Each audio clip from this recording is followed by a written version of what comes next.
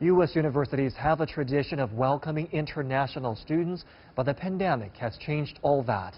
A report by the Institute of International Education says enrollment of foreign students at U.S. higher education institutions was down by almost half this fall.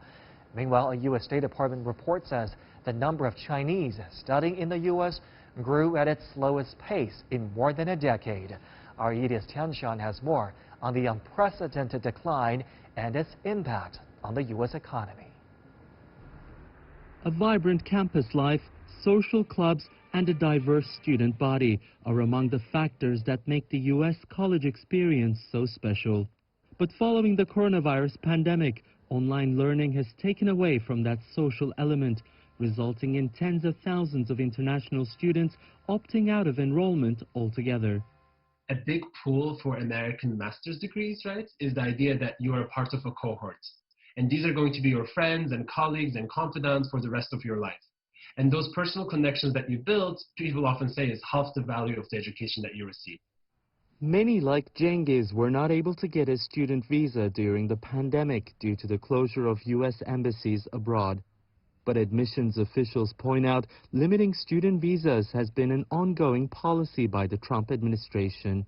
Even though institutions have distributed I-20s and they should be able to take that I-20 to their embassy and secure a visa, more and more students are unable to do so. And that is by virtue of policy decisions.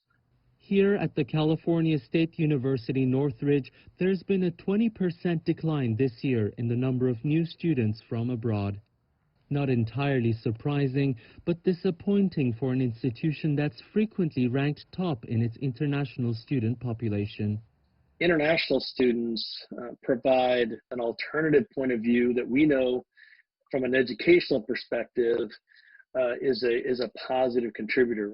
But it's becoming harder to attract foreign students who now see fewer incentives in pursuing a degree in the U.S. I have personally a few friends who decided not to actually return to the United States for their masters and instead pursue them in Europe or in China actually, or in Turkey and a bunch of other places.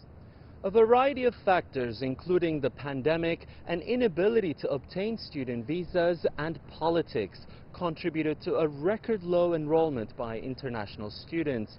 Experts point out that not only takes away from the diversity and quality of education, but also costs the U.S. economy billions of dollars.